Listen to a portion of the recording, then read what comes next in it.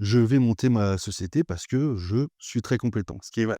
Et c'est là que les problèmes commencent. Parce qu'une personne compétente et experte dans un domaine ne l'est pas forcément sur un autre panel de compétences. On peut être un excellent cuisinier, mais un très mauvais gérant. Il y avait également une présence, Mmh mh. il ne faut pas dire pression. C'est la vie de l'entreprise, entre associés, tu as des pressions, là, c'est les associés qui font partie de ta famille. Donc ça peut être un peu plus oppressant, c'est vrai. Quand tu réfléchis trop, à un moment, tu es plus dans l'action. Et si tu réfléchis trop, bah, le temps passe et au final, quelqu'un d'autre va le faire ou alors, ça sera plus d'actualité. Que la part d'échec, bah, personne n'en parle. Elle est invisible. Ce qu'on va regarder, c'est le résultat. Bah, le résultat, oui, il peut être très bien, mais faut voir la globalité de l'iceberg.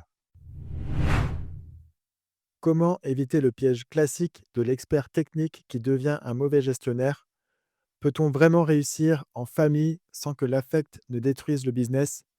Comment transformer une activité opérationnelle chronophage en revenu passif grâce à la location-gérance? C'est ce que j'ai voulu voir aujourd'hui avec Nicolas, entrepreneur multicasquette dans la restauration, qui nous ouvre ses coulisses pour une discussion sans filtre sur la réalité du terrain, la gestion de crise et l'opportunisme.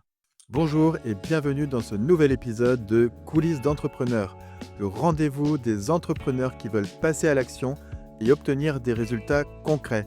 Je suis Emmanuel, entrepreneur et investisseur.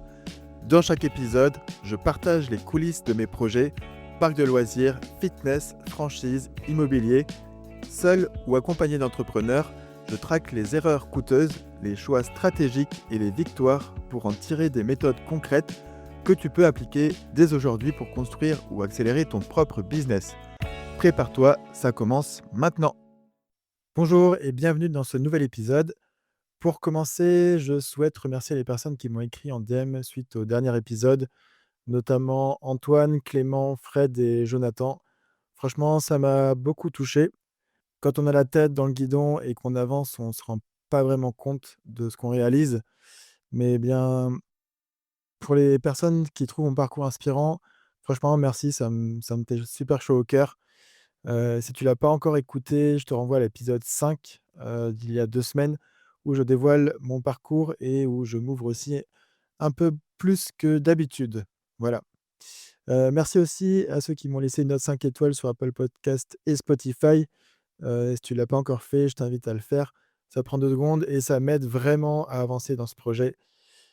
Hem, Avant de démarrer l'interview avec Nicolas, on va faire un petit tour de mes actualités, comme d'habitude. Concernant le parc, alors on est toujours dans la phase de recrutement sur tous les postes. On en a déjà parlé dans l'épisode précédent. Là, on a calé la formation, pour les opérateurs Acrobranche début avril, pour nos futurs opérateurs. Donc on a un formateur spécialisé qui va venir sur place chez nous pour former nos futurs opérateurs, nos candidats. Donc maintenant, il faut qu'on arrive à recruter tous les candidats pour qu'on puisse les inscrire sur la formation, sachant qu'on doit avoir une équipe de 5 personnes sur l'activité Acrobranche en début de saison et qu'on doit monter crescendo jusqu'à avoir, 10-11 personnes sur l'activité en juillet-août. Donc voilà, c'est là où les outils d'automatisation pour le recrutement, notamment avec l'ATS, dont je t'ai parlé dans l'épisode 2, prend tout son sens. En tout cas, là, on a reçu, pas mal de candidatures qu'on a présélectionnées et qu'on voit en entretien en visio. Donc là, on a fait une sélection de profils qu'on va rencontrer au parc en personne et si on les rencontre, c'est notamment pour leur présenter le lieu de travail et aussi, bah, voir un petit peu, comment on se sent avec eux. Mais on prévoit aussi toujours un atelier Acrobranche pour leur faire tester un parcours, parce qu'on doit s'assurer qu'ils sont à l'aise en hauteur. Parce que c'est facile à dire que tout va bien sur le papier. Oui, j'adore faire l'acrobranche, j'ai déjà fait de l'acrobranche, pas de souci avec la hauteur. Mais en fait, j'ai déjà eu en formation des gens qui n'étaient pas du tout à l'aise, et donc bah, je leur avais payé la formation alors qu'en fait, c'était une catastrophe. Donc maintenant, pour éviter ça et pour éviter de payer une formation dans le vent, je teste tous les candidats à plusieurs mètres de hauteur. Moi, je les fais monter sur des parcours, de 5, 6, 7, 8 mètres de haut. C'est pas les plus hauts, mais ça me donne déjà un bon aperçu de ce qu'ils sont capables de faire. On est aussi dans le recrutement d'une nouvelle stagiaire en communication parce que malheureusement, fin août, on arrive au bout d'un contrat d'alternance avec une chargée de com qui est avec nous depuis, 3 ans et dont le contrat s'arrête. Donc il faut qu'on trouve une nouvelle personne pour continuer en alternance l'année prochaine et ça, c'est pas une mince affaire parce qu'on avait vraiment une pépite avec nous jusqu'à présent et à la base, cette personne-là, je l'avais recrutée en stage et ensuite elle avait basculé sur, de l'alternance et ensuite sur un master en alternance. Donc ça fait vraiment plusieurs années qu'elle est là. Elle est autonome dans son travail, c'est un élément, c'est un pilier de la com à part entière. Donc ça va être vraiment dur de trouver, quelqu'un à sa hauteur qui puisse, la remplacer et avec, la même, qui fournisse la même qualité de travail. Donc, on a reçu pas mal de candidatures en fait. On a simplement transmis, l'offre de stage aux établissements avec qui on travaille, d'habitude et je pense que toute la promo a postulé à notre offre parce qu'on a reçu des dizaines de candidatures. Alors forcément, on a fait un tri, mais je pense qu'en entretien visio, on en a reçu une bonne dizaine et donc, là, on a vraiment le choix sur le candidat qu'on va sélectionner et qu'on va prendre, cette année. Et on a de nouveau eu quelques candidatures pour le nouveau poste de responsable, d'exploitation en CDI. À voir ce que ça va donner, puisque je te rappelle que les 2 candidats qu'on avait eus, ben, ont finalement retiré leur candidature parce qu'ils étaient pas de la région et que c'était, compliqué, la logistique pour venir, déménager en Alsace, pour prendre ce poste. Donc là, on a deux candidats qui sont, du secteur, alors qu'ils sont pas forcément du domaine. Mais je pense que, voilà, le plus important sur ce poste, c'est vraiment l'aspect, managérial et leadership. Le côté, opérationnel, bah, voilà, ça s'apprend comme tout le monde. Mais bon, ça, c'est vraiment le recrutement le plus difficile cette année, mais je pense que ça va le faire. En parlant du responsable d'exploitation, il faut quand même que je te dise et ça va être l'anecdote aussi de cet épisode.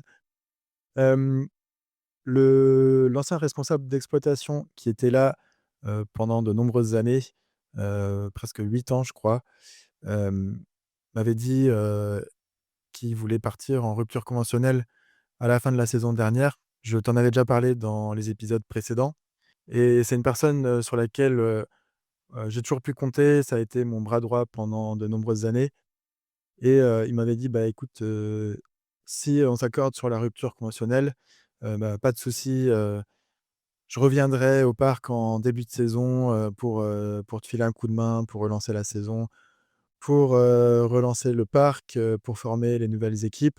Bien sûr, sous contrat, hein, ça c'est sûr. Ou alors il était aussi, prêt à se mettre, à son compte pour, faire de la prestation, pour le parc. Et là et là et là, et ben, on l'a recontacté en lui disant: «Bah, voilà, tu nous avais dit que tu pouvais nous filer un coup de main en début de saison, qu'est-ce qu'il en est?» Et là, il a posé ses conditions, ses doléances, plus rien de ce qu'on avait acté à l'oral avant, les beaux discours, tout ça, ça a disparu. Donc là, monsieur demande, 35 d'augmentation sur le salaire qu'il avait avant, juste, pour, venir, nous aider pendant les 2 premiers mois de l'ouverture. Franchement, alors, je vais pas te cacher que ça m'a vraiment déçu. Hem, alors je comprends que maintenant il fait de l'intérim, parce que pendant qu'il était, salarié, je l'ai formé, je l'ai fait évoluer, je lui ai payé des formations qui ont coûté cher et donc maintenant grâce à ces formations, il bosse en intérim et il gagne, très, très bien, sa vie. Mais par contre, bah, maintenant, c'est plus la même chose, par rapport à nous. Voilà. Alors je comprends qu'il veut pas être perdant s'il vient, rebosser avec nous. Par contre, les beaux discours, avant, on est amis, la relation, c'est important entre nous. Ça fait tellement longtemps que je travaille ici, je veux pas vous laisser tomber et cetera. Bah, ça n'a plus aucune valeur quand on parle d'argent. Ça, il faut bien se le mettre en tête, voilà, en plus, ben, je pense qu'un écrit, n'aurait, eu aucune valeur, juridique, si ce n'est qu'entre nous, on aurait pu avoir, quelque chose. Mais franchement, quand il y a de l'argent en jeu, bah, franchement, j'ai l'impression que parfois, il y a vraiment plus d'amis et ça, c'est vraiment dommage, je trouve. Donc là, bah, on lui a proposé, une alternative, à voir s'il va accepter. S'il accepte pas, bah, ça fera, je pense, encore, le deuxième couteau dans le dos. et on trouvera forcément une solution, avec, quelqu'un d'autre. En tout cas, on a toujours su rebondir, donc on va rebondir comme d'habitude, on va trouver des solutions. C'est à ça qu'on sert en tant que gérant. Et je vais rebondir, sur le sujet parce que en dehors de cet employé-là, voilà, avec qui, je m'entendais très bien, c'est pareil en fait dans le business quand tu t'associes, ou quand tu travailles avec, des potes, ce qui est mon cas, dans ce parc. Comme, je te l'ai déjà expliqué dans les épisodes précédents et notamment dans l'épisode 5. La relation que tu as, avec tes amis et tes potes, heu, quand tu travailles avec eux, c'est vraiment plus la même. Il faut vraiment être, serein et faut être prêt à y laisser des plumes. Ça, c'est sûr. Alors quand tu es 2, ça peut encore aller, mais quand tu es 4, c'est vraiment compliqué et ça, je l'ai encore vécu récemment et les tensions entre potes, franchement, c'est vraiment compliqué. Dès qu'il s'agit, d'argent et même, pas grand-chose, hein, quelques milliers d'euros, pas forcément des sommes astronomiques, hein, quelques centaines, voire milliers d'euros. Dès qu'il s'agit, d'argent, il y a plus d'amitié qui compte. Là, c'est là que tu te rends compte que c'est vraiment le business, c'est vraiment un monde de requins, finalement. Et alors par contre, il y a des gens avec qui ça se passe très bien et qui sont très conciliants et très compréhensifs. Mais il y en a d'autres, c'est vraiment, rien à foutre et après, ça montre aussi, le degré, de relation que tu as avec eux. Il y en a, tu te dis: «Bah, finalement, la relation que j'avais avec cette personne, elle était pas aussi belle que ce que je pensais». Heureusement, c'est pas avec tout le monde, mais voilà, il faut en être conscient. Si un jour, tu as envie de lancer un business et que tu t'associes avec un très bon ami ou avec un pote ou avec plusieurs amis ou plusieurs potes, faut que tu aies conscience que tu aies toujours ces problématiques qui pourront arriver. Tu peux être pote ou ami avec eux depuis des dizaines d'années. Je te le dis, quand il s'agit de business, parfois, ça peut clasher du jour au lendemain et ça peut durer des mois et alors parfois, ça va se résoudre et parfois tu vas perdre tes potes. C'est quelque chose qu'il faut en avoir conscience. Voilà, alors pour terminer avec le parc, le dernier sujet en ce moment, c'est, la migration d'un logiciel à un autre. Sur la partie Wake Park, hem, on avait un super logiciel, dédié au Wake Park qui permettait de gérer une partie des clients avec des abonnements longs. Avec un bracelet RFID, ils pouvaient aller directement recharger en ligne, leurs abonnements et aller directement au ponton, pour partir et c'était hyper pratique. Mais ce logiciel, il coûte, quand même relativement cher. Il coûte, 5 000 € par an, pour une centaine d'utilisateurs, dont une cinquantaine, réguliers. Donc là, on doit faire un petit peu des réductions de charges, parce qu'on a encore 2 ans à tenir, on va dire, avec, de gros remboursements d'emprunts puisqu'on rembourse, 20 000 balles par mois de mensualité de crédit. Hem et donc on cherche, un petit peu toutes les économies qu'on pourrait faire, pour, moins dépenser et aussi, toutes les actions commerciales qu'on peut faire pour, rentrer plus d'argent et donc malgré le fait que ce logiciel, il soit hyper pratique pour gérer, ces personnes-là, je pense qu'on va migrer, et je pense pas, hein, c'est sûr, on va migrer, sur, une solution qu'on a déjà. On a un logiciel, on va dire, qui gère, toutes les activités du parc, sauf la restauration. Ça, on a un logiciel dédié et sauf le wake park où on avait aussi ce logiciel, dédié. Mais là, sur le wake park, on va, abandonner, cette solution qui coûte quand même, 5 000 par an, c'est pas rien. Et surtout, ça concerne pas, la majorité de nos clients. Pour 50 ou 100 clients, ça vaut vraiment pas le coup, c'est beaucoup trop cher. Donc là, sur le logiciel principal, qui gère, des milliers de clients tous les jours, on va simplement devoir, trouver une nouvelle organisation pour gérer, les clients du wake park et notamment les abonnements. On a réfléchi à quelques solutions. Je pense que, voilà, ça va être peut-être un peu moins fluide et moins pratique pour les clients et même pour nous qu'avant. mais l'un dans l'autre, ça va pas changer grand-chose en termes de fonctionnement non plus. Ce sera, on va essayer de mettre en place quelque chose qui soit quand même assez pratique, de chaque côté. Mais le plus dur finalement, ça va être, d'annoncer ce changement et surtout de le faire accepter. Parce que comme d'habitude, personne n'aime le changement, donc il va falloir informer nos clients récurrents, leur donner toutes les clés pour être sereins sur leur prochaine visite. Il y en a qui étaient habitués avec cette solution quand même depuis 3-4 ans.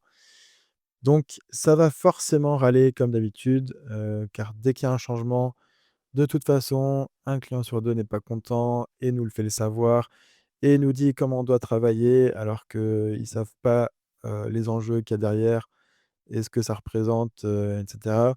Donc ça, je pense que c'est un peu dans tous les domaines. Dès qu'il y a un changement, ça râle, c'est typiquement français aussi, je pense. Hem, mais dans tous les cas, voilà, on va faire en sorte, que le changement se passe de la meilleure manière possible. Les râleurs, bah, ils n'auront qu'à râler. On a déjà eu le cas l'an dernier sur un changement.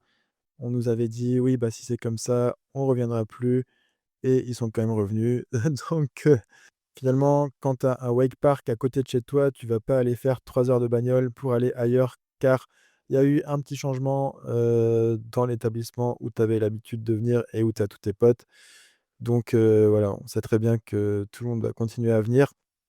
Ils vont avoir un peu de temps pour avaler la pilule. Après, on a aussi fait des changements, sur l'organisation pour, arranger les riders confirmés. Donc voilà, on fait aussi un pas vers eux et tout devrait bien se passer, j'en ai aucun doute.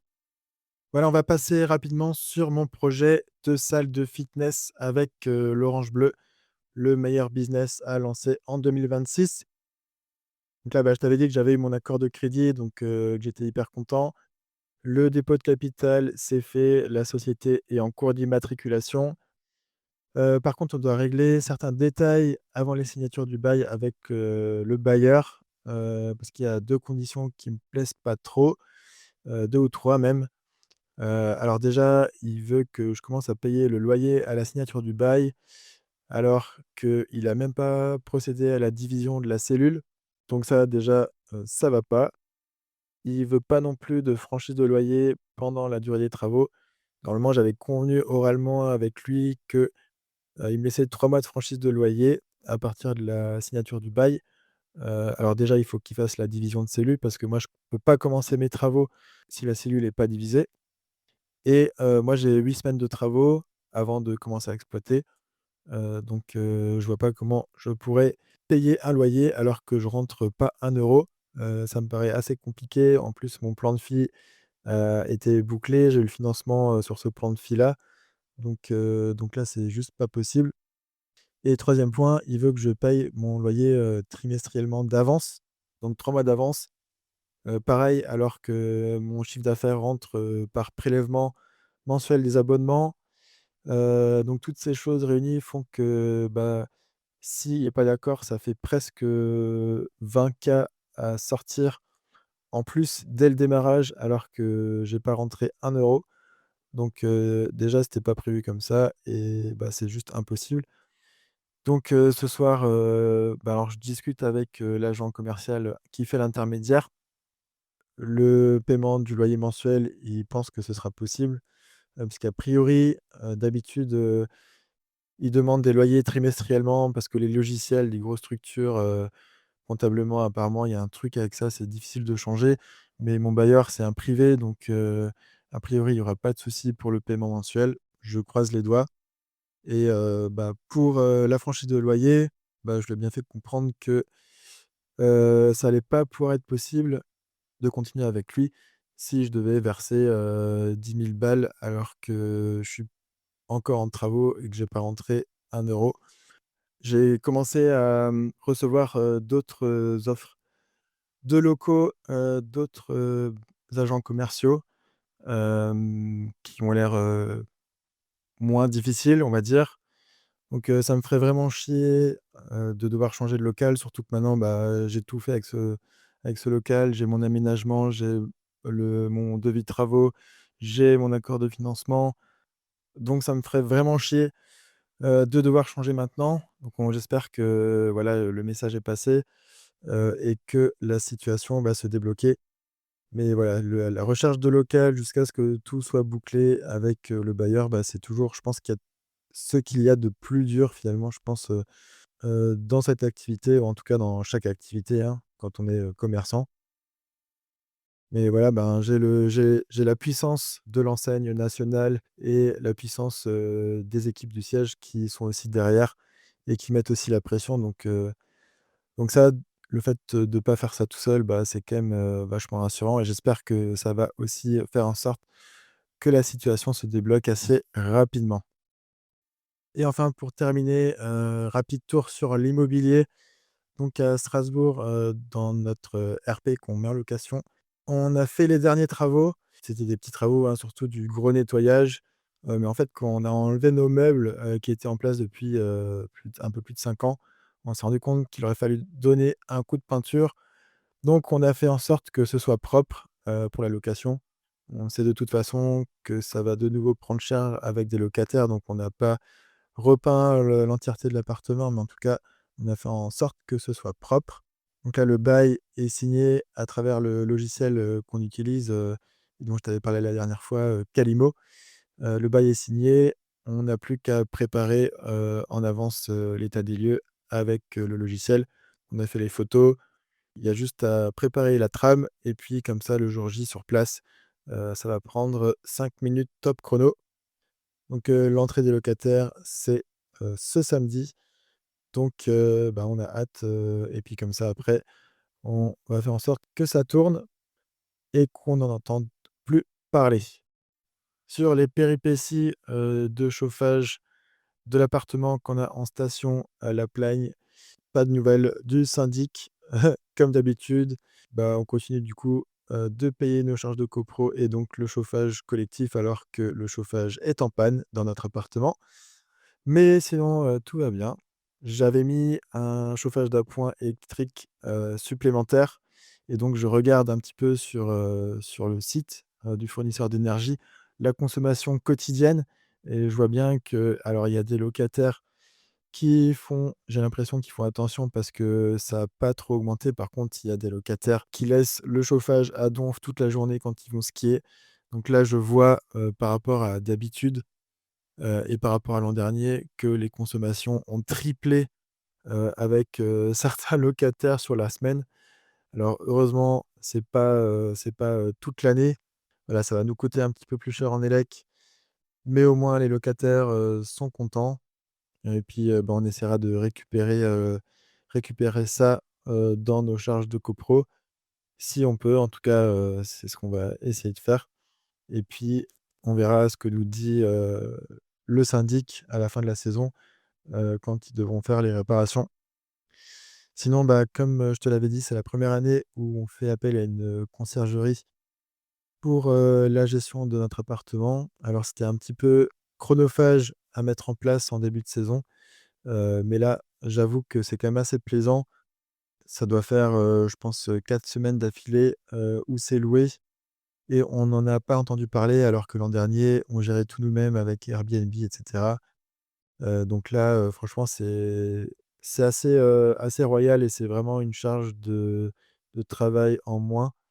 Après, ben, cette année, on se rend vraiment compte que, les gens réservent, les locations vraiment en dernière minute. L'an dernier, on avait, une bonne partie de la saison qui était louée, 1-2-3 mois en avance. Là, c'est plutôt, on va dire, ouais, il y a même des locations qui tombent, 3 jours avant. Donc, c'est un peu plus stressant. Là, il y a en février, alors dans les vacances scolaires, en général, ça se loue bien. Mais voilà, après les vacances de février, pour l'instant, sur mars et avril, on n'a aucune réservation. Alors que l'an dernier, à cette période, ça commençait déjà à tomber. Donc je pense que les gens sont un petit peu plus frileux, hem et je pense qu'aussi, bah, ils regardent, s'il y a de la neige. Donc là, nous, on est à plus de 2 000 mètres d'altitude, donc il y a forcément de la neige. Hem, mais voilà, après je pense que les gens, regardent un petit peu, aussi par rapport au contexte, en France. contexte économique, notamment, je pense que, voilà, les gens sont un petit peu plus frileux. Et dernier point sur notre maison qu'on divise en plusieurs appartements et qu'on rénove totalement. Ça fait plusieurs, semaines que je te parle de ce projet-là et ça avance à pas d'escargot. Là, le dossier est en étude au niveau du cautionnement. Ça prend un temps fou. En plus, on a dû transmettre les pièces plusieurs fois alors qu'on l'avait déjà fait, qu'on l'avait déjà transmis à la banquière, mais il a fallu qu'on les retransmette sur l'espace en ligne pour le cautionnement. J'avais transmis toutes les pièces pour tous les apparts avec, les tableaux d'amortissement, les attestations de propriété, les taxes foncières et cetera. Et une semaine après, on m'a demandé de remplir un tableau avec le récap, de tout ça alors qu'ils avaient tous les documents en main. J'ai l'impression de faire leur taf en fait. J'ai l'impression que j'ai refait le boulot une deuxième fois, qu'on a perdu de nouveau 2 semaines juste pour rien. Mais bon, on lâche rien, on tient bon, j'espère vraiment avoir une réponse cette semaine. J'appelle la banquière tous les jours, je pense qu'elle doit me haïr, mais je pense que, tu sais que quand on veut quelque chose, il faut rien lâcher, surtout avec les banques. Voilà, on a fait un bon tour de mes projets actuels. Je pensais vraiment pas faire une intro aussi longue, mais comme d'habitude, j'ai beaucoup de choses à te raconter. Sans perdre de temps, on se retrouve, de l'autre côté avec Nicolas. Bonjour Nicolas, Salut Manu. ravi de t'accueillir dans le podcast. Merci.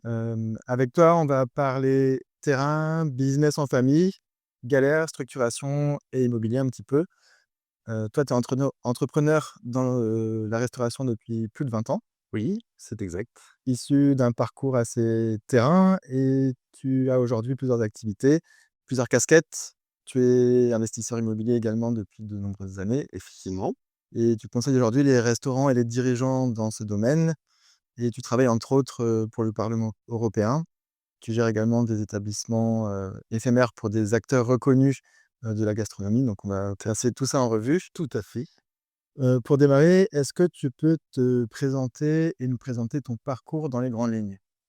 Alors, je suis Nicolas Auquel, j'ai 45 ans. J'habite au nord de Strasbourg, et ce depuis, maintenant, des années, depuis, que je suis né. Et effectivement, j'ai intégré, la restauration depuis les débuts des années 2000 et donc ça fait, près de 25 ans que je travaille auprès de différents acteurs dans la restauration et en commençant mes études, à l'époque, c'était, compta, commerce et j'ai enchaîné, BEP CAP bac pro avec un autre BEP CAP bac pro qui était de la restauration. Donc j'ai fait, 4 ans d'études, liées au commerce, compta et bac pro restauration pour avoir ce que je considérais comme un package complet de la restauration. Et suite à ça, donc j'ai enchaîné avec, la gestion du restaurant de mes parents, pas le restaurant qui a été construit, par mes parents en 1989 et que j'ai repris dans au début des années 2000, pour la gestion et que j'ai tenu, jusque, 2022. Voilà, jusqu'en 2022 pour après enchaîner sur, ma société de conseil, d'audit et d'analyse en restauration, 2021-2022. OK. Hem, Si on revient un peu sur, tes études, donc tu commences par la comptabilité. Pourquoi tu as choisi cette voie? Est-ce que tu savais déjà ce que tu voulais faire? Hem, Alors, ouais, c'est vrai que ça fait des années maintenant, hein. Mais quand j'ai choisi BEP comptabilité, j'avais une certaine aisance en fait avec les calculs, les mathématiques. Donc je me suis orienté vers ça naturellement, sachant que, l'objectif c'était quand même de, reprendre la société familiale. mmh Donc en gros, c'est ma mère qui travaillait dans le restaurant, hein, c'est une entreprise familiale, on est 4 associés, donc mes parents, moi et mon frère et il y a ma mère et moi qui travaillions dedans et mon frère et mon père ne travaillaient pas dedans. Cependant, l'idée, c'était déjà à la base de reprendre, l'affaire familiale et donc des études de compta, c'était pas trop con à l'époque, de penser ça pour, avoir une bonne gestion justement de l'entreprise, pour enchaîner derrière sur commerce, ce que je trouvais aussi, adapté aux besoins pour mon cas en tout cas et ensuite, enchaîner sur restauration où là, c'était plus technique. J'ai appris énormément de choses, pendant ces 2 ans, puisque j'ai fait BAP, CAP et bac pro en 2 ans et c'est là que j'ai appris, pas mal de choses en technique de restauration, gestion, heu, c'était très intéressant et j'étais très motivé. Est-ce que c'est tes parents, du coup, qui tenaient le restaurant qui t'ont, incité à aller dans cette voie? Ou c'est toi qui as fait le choix d'aller dans cette voie? Est-ce que tu t'es senti forcé à un moment donné ou comment? Parce qu'on peut avoir un petit peu la pression familiale derrière. Est-ce que ça a été ton cas? Complètement, Ouais. complètement. Donc la pression familiale, elle est, je dirais pas omniprésente, mais elle est bien présente. Notamment déjà effectivement, au niveau des études, j'étais quand même plus ou moins orienté vers, sur ce cycle, hein. Et après, on en parlera peut-être tout à l'heure, mais effectivement, tout au long de la carrière de gestion du restaurant familial, il y avait également une présence, Mmh. pour pas dire pression, familiale, mais puis voilà, qui font, qui c'est la vie de l'entreprise, voilà, entre associés, tu as des pressions, là, c'est les associés qui font partie de ta famille. Donc ça peut être un peu plus oppressant, c'est vrai. Mmh. Parce que quand tes parents ont lancé le restaurant, tu avais quel âge? 9 ans, 9 ans, OK, 9 donc ans. finalement, tu as un petit peu baigné quand même dans ce domaine-là, tout au long de ta jeunesse Ouais, finalement. effectivement, ouais. Donc c'était, pour toi une suite logique de reprendre, l'affaire familiale, de faire en tout cas, tout pour, pouvoir le reprendre? Ou est-ce que, à un moment donné, tu t'es dit: «Ah bah non, bah moi je m'en fous du resto, moi je veux faire, expert comptable» ou j'en sais rien. Comment tu te situais un petit peu par rapport à ça? Parce que finalement quand on est, au lycée, comment dire? C'est quand même rare qu'on sache exactement ce qu'on veut faire plus tard. Comment tu te situes un petit peu par rapport à ça? Tout à fait. Eh ben, écoute, très bonne, question, puisque, alors comme j'ai dit tout à l'heure, j'étais, orienté, hein, certes, via le cocon familial dans lequel j'ai vécu pendant mon enfance, qui a fait que, c'était une option. Certes, j'aurais pu dire comme mon frère d'ailleurs, qui a fait ça, qui n'a pas du tout atterri dans la restauration lui. À aucun moment il s'est dit, «Je reprends l'affaire familiale». Pourtant c'est mon frère, alors il est certes un peu plus âgé, mais il s'est jamais dit, qu'il allait travailler là-dedans. Moi j'étais plus ou moins alors, difficile de refaire le match, hein, quand surtout, 30 ans après, mais je pense que oui, j'étais orienté et que je baignais là-dedans et que donc du coup, ça devait être une suite logique, que je devais moi apporter, et puis, j'ai pas eu forcément l'impression d'être, très forcé, heu, à faire ça, quoi. J'aurais pu, effectivement faire comme mon frère, dire: «Non, non, moi ça m'intéresse pas, heu, je vais être, astronaute». Ah oui. Tes parents, lui, en ont pas voulu de pas, avoir, travailler dans l'affaire familiale? Non, non, non, ils ont pas voulu et puis ils l'ont soutenu, dans sa carrière. Mmh. Est-ce que tu penses que, hem, c'est toi-même qui t'es dit: «Bah, voilà, pour reprendre l'affaire familiale, il faut que j'ai ces connaissances en compta, en commerce, en restauration» et du coup, tu t'es orienté dans ce parcours? Ou est-ce que ça a été, un petit peu une volonté de tes parents qui t'ont dit, «Bah, voilà, si tu veux reprendre l'affaire familiale, il faut que tu aies ce bagage, derrière»? Là, ça serait plutôt la première option parce que, au niveau des études, je me suis orienté un peu tout seul. Mmh. Donc j'ai fait un peu mes choix par rapport à voilà ce qui m'était offert, bah, dans mes années d'études, hein. Parce Mmh. que bon, j'étais pas forcément, le numéro un de la classe. J'étais plus vers le fond et vers le chauffage et donc du coup, je me sens pas, comment dire? Super orienté vers mes études. C'est plutôt moi qui ai choisi, mon cursus Mmh. pour après effectivement, déjà dans l'idée d'effectivement de reprendre le restaurant, ouais. Mmh. OK. C'est bien parce que souvent les jeunes, subissent un petit peu, leur choix, d'études, finalement, parce que c'est assez compliqué, surtout, bah, de nos jours et puis on sait pas forcément ce qu'on veut faire, à cette période de notre adolescence. Bah, tout à fait. C'est vrai qu'on demande de s'orienter, très, très jeune, et c'est vrai qu'à 15 16 ans, voilà, prendre une filiale spécifique, enfin, Mmh. ouais, c'est compliqué de savoir: «Ah bah, tiens, je vais faire ces études» parce que, Après, il y a des personnes qui sont convaincues de ce qu'ils font et que c'est très bien et qui sont très motivées, qui sachent dès le départ ce qu'ils veulent faire et c'est tant mieux. Mmh. Est-ce que tu penses que tu aurais pu, prendre la gestion, de cette entreprise familiale sans avoir eu, un bagage, scolaire, avec les études, dans les domaines que tu as fait? Oui, complètement, OK. complètement et je pense que j'aurais pu le faire, mais je pense que, beaucoup de gens peuvent le faire, Mmh. selon leur degré de compétence et de motivation, bien évidemment, et surtout s'ils sont bien accompagnés par moi. Le truc, c'est qu'on peut être expert dans un domaine. Alors là, je rebondis, je vais, 20 Ah, ans mmh, plus tard, hein. mmh. Mais c'est vrai que, moi, ce que je retrouve, beaucoup, c'est des, personnes qui sont expertes dans leur domaine, c'est-à-dire en cuisine, en salle, très compétents et qui, à un moment donné, sont salariés d'une entreprise et se disent: «Je vais monter ma société parce que je suis très compétent», ce qui est vrai et c'est là que les problèmes commencent. Parce qu'une personne compétente et experte dans un domaine ne l'est pas forcément sur un autre panel de compétences Bah, ça. et notamment de gestion, de législation, de juridique, financier, commercial, tout ça. Mmh. Et c'est là qu'on commence à rencontrer les problèmes, c'est que, on peut être un excellent cuisinier, mais un très mauvais, gérant. Oui, bien sûr. D'où l'importance de, soit de se former, soit d'être accompagné de personnes ou de tiers, pour, pouvoir, avoir une structure, viable et rentable. Mmh. Finalement, on peut se lancer même si on n'a pas toutes les compétences, mais c'est mieux d'avoir un bagage quand même, Tout à fait. Alors, pour démarrer, sereinement. effectivement, maintenant je vais peut-être pas faire la part belle à l'éducation nationale, mais c'est vrai que compta commerce, ça a pas été des années où j'ai pu appliquer ce que j'ai appris, dans ce que je fais aujourd'hui. Mmh.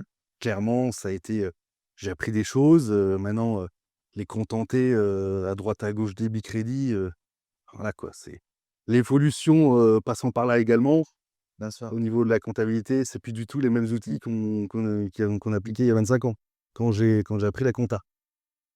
On apprenait les codes comptables par cœur, il y a plus aucun intérêt de faire ça aujourd'hui. Oui. Donc compta et commerce, ça m'a un peu aidé effectivement au niveau de la communication. Mmh. Ça m'a aidé à m'ouvrir un peu vers, les autres apprendre à écouter aussi. Mmh. Voilà, le contexte, professionnel et aussi, le contexte dans lequel tu vis. Après par contre, les années qui ont suivi, où c'était spécialité restauration, là j'ai beaucoup appris par contre. Malgré le fait effectivement que, mes parents, ont créé cette société de restauration en 1989. Je baignais dedans, mais quand j'ai commencé mes études en restauration, j'ai quand même, franchi un cap, au niveau gestion, technique, tout on n'appliquait pas dans notre restaurant à l'époque. Ah, OK. Donc Ouais, tu as pu apporter de l'amélioration tout à fait, dans l'affaire familiale aussi tout à fait, tout à fait. grâce à tes études Ah finalement? oui, oui. Là, par contre, ces années d'études, spécialisées restauration, ça m'a quand même, bien aidé dans ma carrière et dans le restaurant aussi que j'ai géré par la suite. Et donc quand tu es arrivé dans le restaurant, du coup, tu avais quel âge à ce moment-là? 21 ans? OK. 21 ans? Et tu as commencé par quoi? Tu as pris, le poste de gérant, directement? Alors Et comment ça s'est alors, passé? à l'époque, c'était ma mère qui était gérante, donc qui gérait ça et on avait une petite équipe, je crois, c'était 4 5 personnes, et on avait, un local, en fait, qui était pas exploité où on pouvait faire de la vente emportée. Mmh. En fait, c'était un local vide et donc en fait, pendant mes années d'études, j'ai travaillé sur le développement de ce local, OK. point de vente emporté et donc j'ai mis en place durant, ces années d'études et qui, au final, ont fonctionné pendant les 20 ans où j'ai exercé, quoi. OK. Et donc le premier truc que j'ai effectué, c'est le lancement de ce local à emporter qui s'appelait Pizza Park à l'époque à Gamsheim. On vendait des pizzas, des tartes flambées, des burgers emportés. Spécifiquement, c'était pas dans le restaurant. C'était OK. 2 entités bien séparées Mmh. et donc j'avais créé ça, la carte, enfin tout ce qui concernait donc une création. Mmh. C'était vraiment une création de société, hein, puisque, j'ai dû faire un business plan, comment financer le matériel, juridiquement, qu'est-ce que je peux vendre, qu'est-ce que je peux pas faire, et niveau commercial, quelle sera la clientèle, quels sont les produits à proposer, la carte, les fournisseurs, enfin tout ce qui concernait la création d'un point de vente emporté qui était, pas un restaurant, mais un point de vente emporté quand même. Mmh. Suite à ça, et donc là j'enchaîne sur sur mon cursus. Bien sûr, vas-y. Donc suite à ça, j'ai créé une salle de restaurant, Cuisine du Monde, Mmh. à l'époque. Ça, c'était en 2005 du coup, où l'objectif c'était déjà de faire vivre une expérience aux clients. C'est-à-dire qu'à l'époque, les gens, enfin surtout, dans les villages, venaient, au restaurant pour consommer un plat, voilà. Je viens, je mange ma tarte flambée ou, mon VDLE, je repars, il y a le film sur TF1, c'est parfait. Moi, j'avais déjà une autre optique, c'était de, faire vivre une expérience aux clients. Donc notamment avec une carte qui, à l'époque, était un peu originale et avant-gardiste peut-être, Cuisine du monde, où on préparait en fait des spécialités du monde entier. Un pays, un plat. Et donc on avait élaboré ça, avec, l'équipe, de l'époque et en collaboration donc avec les fournisseurs et avec, les plats, mais également les boissons qui correspondaient. OK. Donc ça, c'était, 2006, ouais, 2005-2006.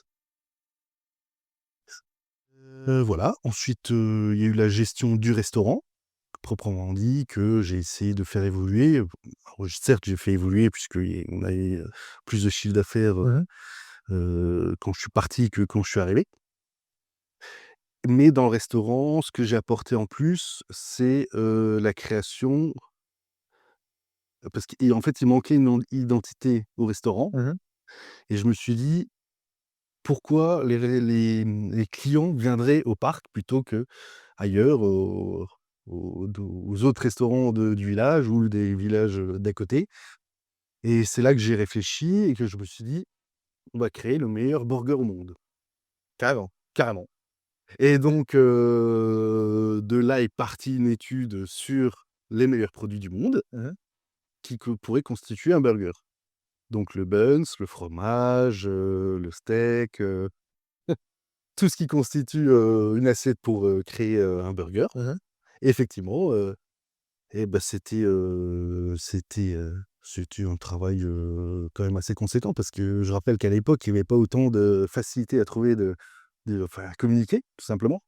Et que donc, bah, pour trouver, le meilleur bœuf au monde, bah, faut chercher quoi, c'est et donc au final, j'ai créé ce burger et on a intégré le bœuf wagyu, donc qui est la meilleure race, de viande au monde actuellement, hem, de Kobe spécifiquement, mais la race c'est le wagyu, et on l'a intégré donc dans la carte du restaurant et c'est pour ça qu'aussi il y a des clients qui venaient tester le meilleur bœuf au monde, au restaurant du parc, sachant que c'était un produit d'appel et là, la stratégie, c'était aussi de réduire un maximum la marge sur les produits wagyu pour que les clients puissent tester le bœuf wagyu, comme, un plat traditionnel, quoi. Finalement, c'était un petit peu la vitrine finalement du Effectivement, restaurant. c'était la vitrine. Alors c'était un peu plus cher, hein, je crois que on était à 35 €, à l'époque, c'était quand même assez cher. L'onglet de bœuf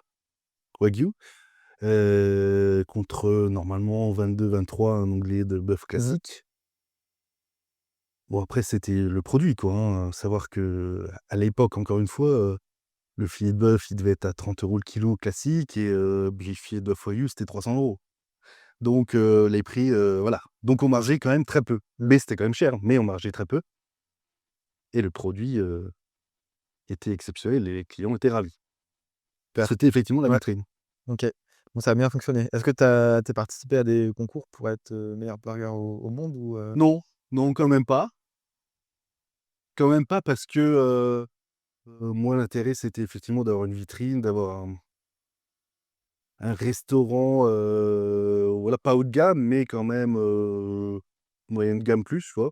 Qui proposait des produits qualitatifs, pour, la clientèle, voilà, locale. Et avant de mettre tout ça en place, du coup, est-ce que, bah, tu as dû être sur le terrain, dans le restaurant? Ah oui, ah oui, beaucoup. Ça, on est passé des années, effectivement sur le terrain. Pour, la séquence, restaurant du parc, effectivement, donc j'ai commencé en tant qu'apprenti sur place, où là j'ai été, sous tutelle de la directrice, enfin le responsable de la salle à l'époque et ensuite effectivement j'ai fait un peu tous les postes, Mmh.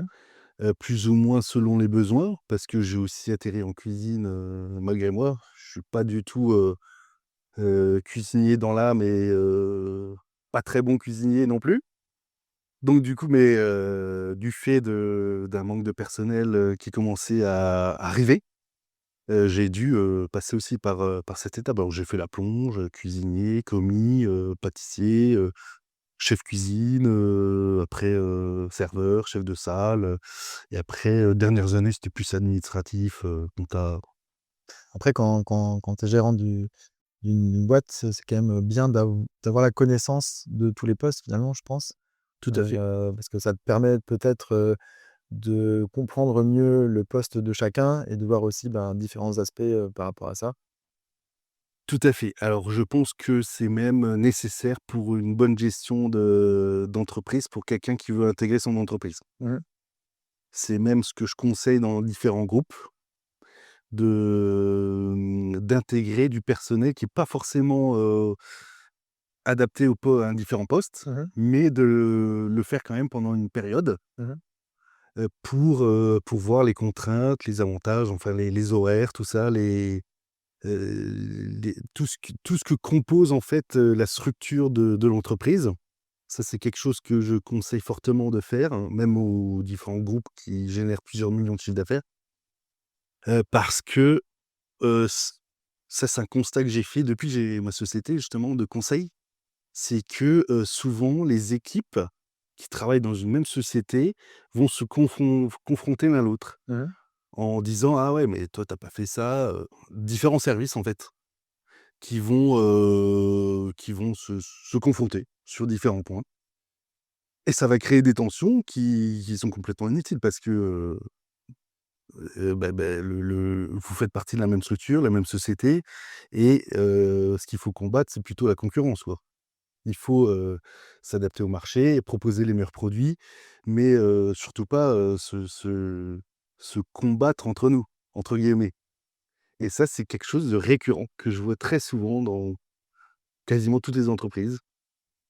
Bah, oui et puis, bah, pour rebondir là-dessus, moi, j'ai déjà vu aussi dans mon entreprise, Ouais. des entreprises, des équipes, qui ne comprennent pas forcément ce que font les autres Mmh. et du coup, il peut y avoir effectivement des tensions, jusqu'à ce qu'on à l'époque, j'avais mis en place, des changements d'équipe pour, un peu des journées, vie ma vie, si tu veux, pour, que les gens se rendent compte ce que les autres font et qu'ils se rendent compte que, bah, c'est pas si facile, qu'il est pas seulement en train de faire ça et que ça paraît, anodin et c'est vrai que c'est un point hyper important parce que finalement, bah, ça permet aussi de créer une meilleure cohésion finalement dans l'entreprise. Tout à fait, et je pense que la cohésion, des collaborateurs, c'est très important pour, une entreprise qui veut se développer, quoi. Mmh.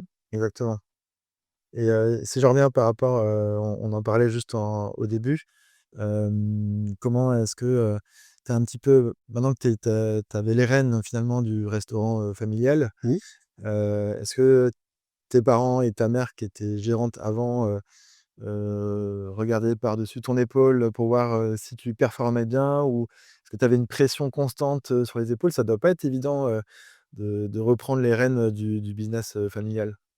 Effectivement. Ah oui, oui, c'était c'est un point très sensible, hein. C'est entreprise familiale, il faut que ça soit, très bien organisé, très bien encadré dès le départ. Sinon effectivement, les débordements sont courants, on est face à des personnes, de famille, donc presque sans filtre.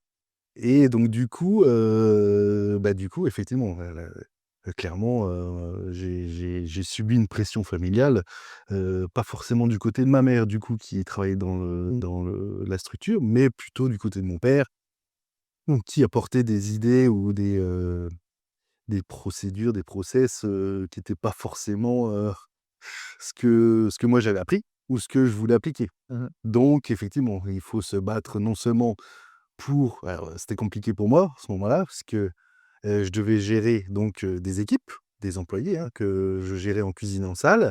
Je devais gérer donc des clients, s'adapter aux clients et au marché et adapter, le produit par rapport à pour faire du chiffre d'affaires. Mmh.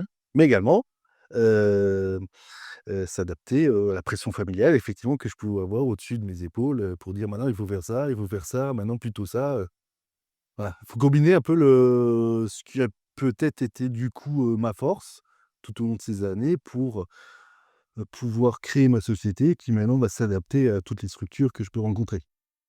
Est-ce que ça a créé des tensions, dans tes relations, familiales avec, tes parents? Est-ce que, comment tu as géré? Parce que je pense que, bah, forcément, dans une affaire familiale, bah, tu es pas tout le temps d'accord, et ça peut créer, peut-être des tensions. Est-ce que comment tu as vécu ça? Comment tu as géré, ces situations? Ces situations, c'était un peu compliqué à gérer, effectivement, puisque, des fois, déjà, il y a un défaut de génération. Mmh. Il y a pas les mêmes méthodes, il y a pas les mêmes clients, il y a le point de vue qui n'est pas le même. Et toi, tu es convaincu de ce que tu vas apporter et ta famille est convaincue de, ce qu'ils te disent, forcément. Oui. Pour le bien toujours de la société, Mmh. c'est ça qui est un peu con. Effectivement, ça peut, des fois, il y a pas de compromis, il y a pas de solution donc du coup, chacun reste sur ses positions et du coup, pendant plusieurs semaines, plusieurs mois, voilà, tu parles plus à ta famille et tu tu as plus envie de les voir, quoi. Chose que maintenant, avec le recul et l'expérience, je gérerais complètement différemment. Faut remettre dans le contexte, je sors d'études, j'ai 20-25 ans, Mmh. voilà, je suis persuadé aussi, de ce que j'apporte, voilà. Je suis moins à l'écoute, enfin, je suis pas tout rose non plus, hein dans ce contexte-là, effectivement, une entreprise familiale, ça peut être très, très compliqué à gérer.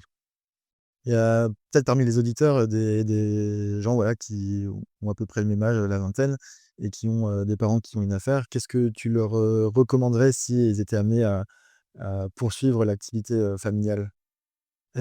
Pour le repreneur, le jeune repreneur, je lui conseillerais d'être à l'écoute. Les conseils sont pas forcément, mauvais. Heu, pour celui, qui va céder son entreprise, d'être aussi à l'écoute. Les nouveaux arrivants et les nouvelles idées sont pas forcément non plus, mauvaises, mais surtout de, structurer tout ça et que, chacun reste à sa place par rapport au poste qu'il a. Voilà. Ça, je pense Mmh. que c'est le plus important, c'est de recadrer le tout Mmh.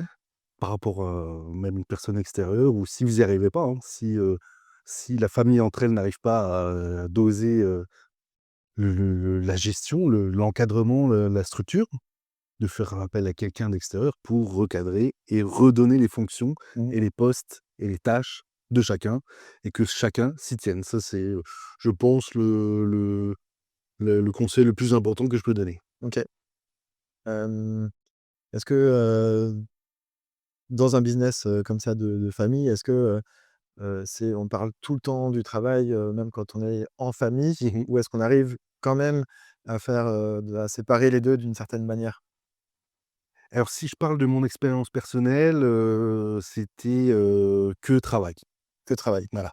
Donc c'est pour ça aussi que c'était pas forcément agréable de se retrouver en famille hors, travail Mmh. puisqu'on parlait de travail. Mais pareil, c'est parce que c'était pas du tout encadré, et que ça, c'est mon expérience Mmh. personnelle Personnel, bien sûr. que je retranscris et que, pour nous, c'était comme ça et c'était pas du tout bon. Parce qu'il y avait aucun sas de décompression, c'était tout le temps tendu, en fait. Mmh mh. Que ce soit en loisir, en repas, en famille ou au travail, donc c'était tout le temps tendu. Donc très mauvais schéma à ne pas reproduire, pour ma part. Cependant, je suis intervenu, dans des entreprises qui sont également familiales, mais qui, à contrario, sont très bien structurées et donc repas de famille, c'est repas de famille. Il y a aucun, sujet de travail qui intervient dans le loisir et dans la famille. Ils font des repas de famille, ils sont contents de se retrouver et après ils vont au travail ensemble et ils font des réunions pendant les heures de travail sur ce qu'il faut faire et tout ça. Très bien encadré, très bonne séparation famille, travail et du coup, ça se passe parfaitement bien. OK. Et du coup, ton expérience personnelle fait aussi peut-être en sorte que, à travers maintenant tes missions de conseil, tu peux aussi, bah, justement apporter cette structure, aux entreprises familiales, que tu conseilles, pour que ça se passe mieux. Exactement, ah oui, tout à fait, tout à fait. Donc moi, j'ai eu, cette chance ou cette malchance de vivre, ce que j'ai vécu Mmh. via, mon cursus professionnel, ce qui n'était pas forcément la bonne chose d'un point de vue, entreprise familiale, la relation travail, famille. Cependant, effectivement, j'ai pu voir le côté inverse, où là, je vois que ça se passe bien. Donc, effectivement, je peux conseiller, aider à structurer et faire des audits, des analyses pour que, ça se passe au mieux, même des entreprises familiales. Souvent, le problème aussi, c'est qu'en famille, on se dit: «Oui, bah, tout va bien, de toute façon, on est tous liés et tout ça» et pendant ce temps-là, la rentabilité, elle baisse et les marges et jusqu'à ce qu'à un moment donné, bah, il y ait la banque, il y ait plus de fournisseurs, la banque t'appelle, tu plus de fonds, «Ah ouais, mais on pensait bien faire», mais non, non, en fait, oui, oui, dans le ce qui peut aussi être, hem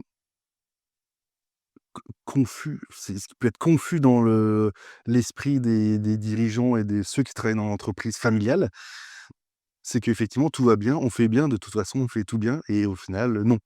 Donc un avis extérieur, ça permet aussi de faire un audit et de dire: «Ouais, attendez, vous êtes en train de chuter, attention là, il y a des points à améliorer», et voilà. Parce qu'on n'a pas forcément, la tête dans le guidon et des fois ça accélère la Mmh, chance. bien sûr. Donc, toi, tu as géré, ce restaurant pendant combien de temps? Du coup, j'étais dedans une vingtaine d'années, hein. Mmh. 20 ans, ouais, un peu plus de 20. OK. Ouais. Après qu'est-ce que tu as fait après? Qu'est-ce qui t'a donné envie de faire autre chose? Qu'est-ce que j'ai fait après? Alors pendant la période covid, donc j'étais encore, gérant du restaurant, et en fait, j'ai été contacté par, Rivalis, qui est une franchise qui accompagne en fait, c'est là que j'ai créé ma société, qui accompagne les différentes entreprises pour, justement pour aider, la rentabilité, créer de la marge, et être bien structuré, et ils avaient fait appel à moi pendant la période covid pour les restaurants. Du coup, ça m'a mis la puce à l'oreille, j'ai créé ma société effectivement, et effectivement j'ai commencé à voir, parce que moi-même j'étais dans ce cas-là, hein, on n'était pas préparé à cette période. Et la les dérives pouvaient, aller très, très vite.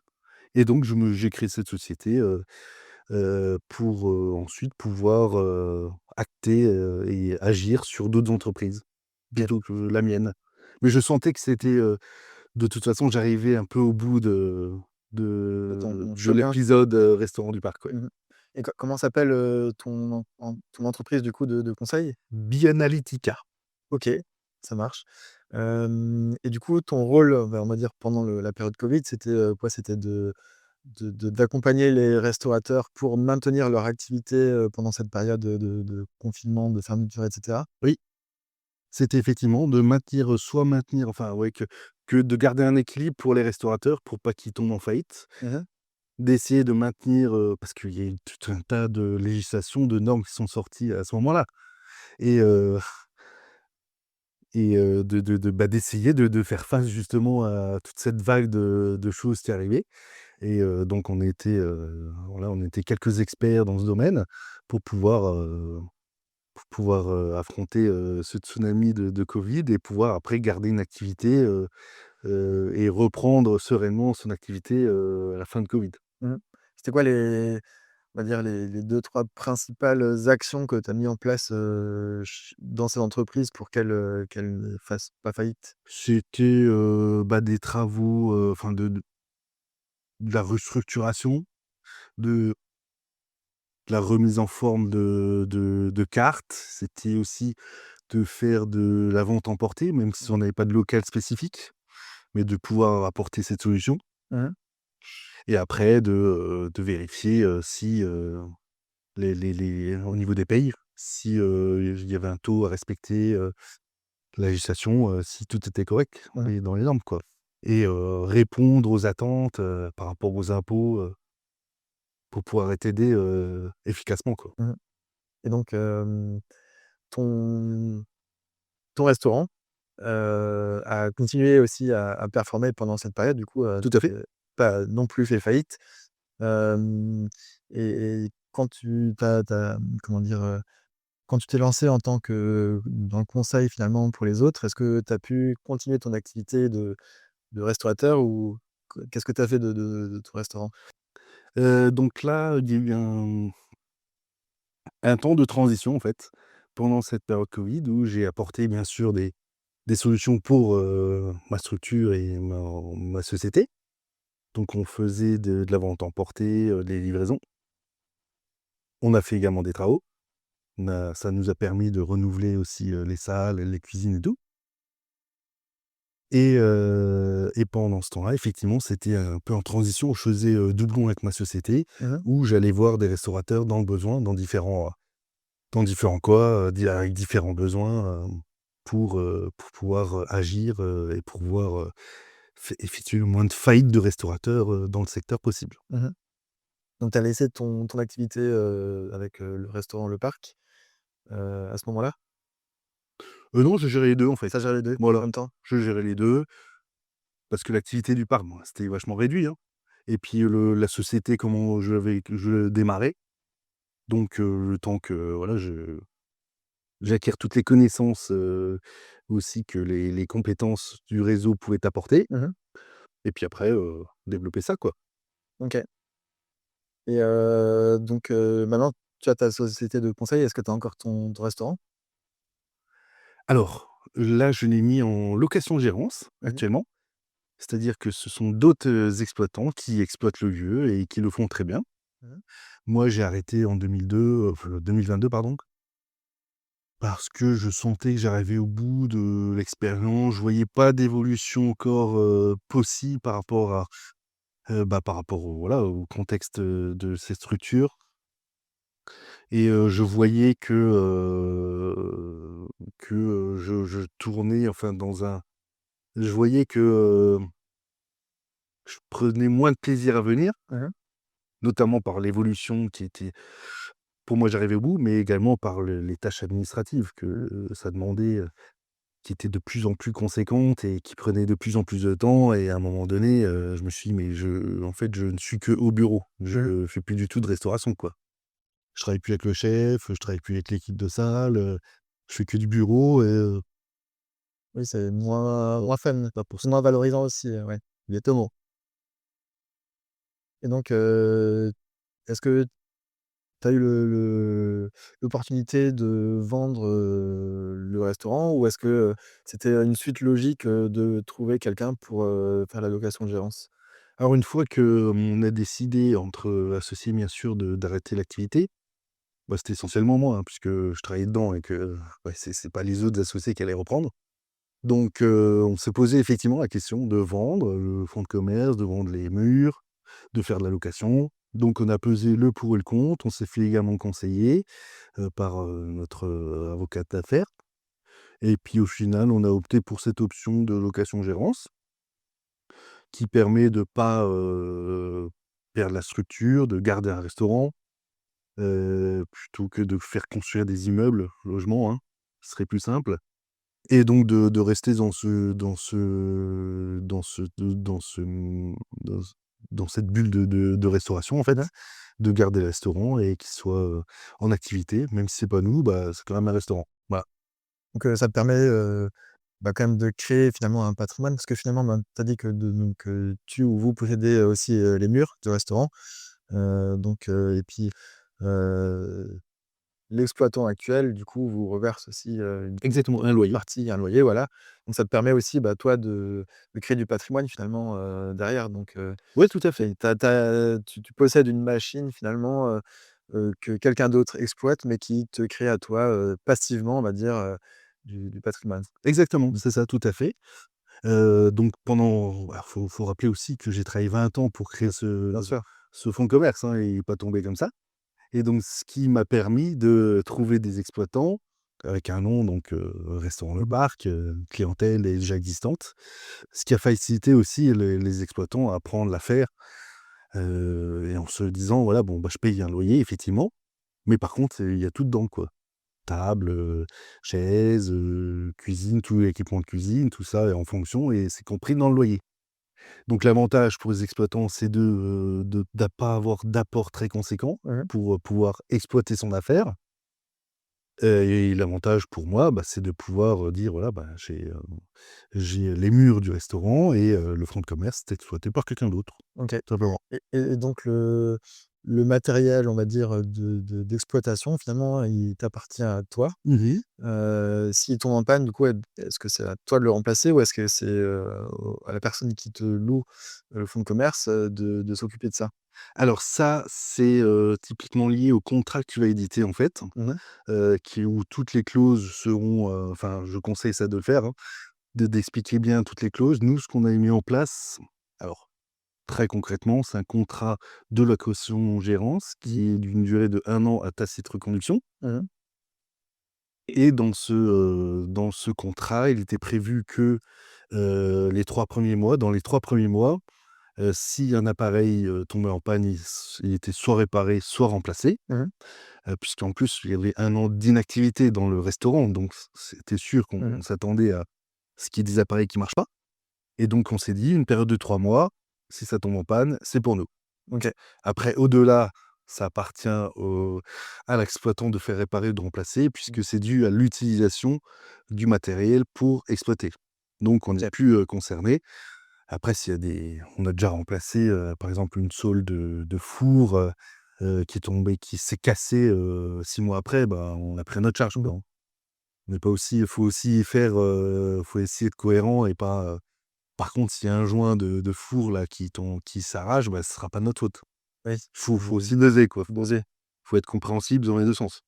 Bien sûr, parce que si les personnes qui louent, qui exploitent, n'a pas non plus, les fonds pour, remplacer, je sais pas, un appareil qui coûte extrêmement cher, tu n'as aucun intérêt finalement à ne pas le faire toi parce que lui, bah, il va arrêter son activité enfin, ça peut l'impacter aussi, négativement. Tout à fait, tout à fait, ouais, ouais, tout à fait, donc il faut trouver des compromis, puis il faut voir, pas au cas par cas, mais faut savoir juger, et jauger justement, la part à prendre ou pas, quoi.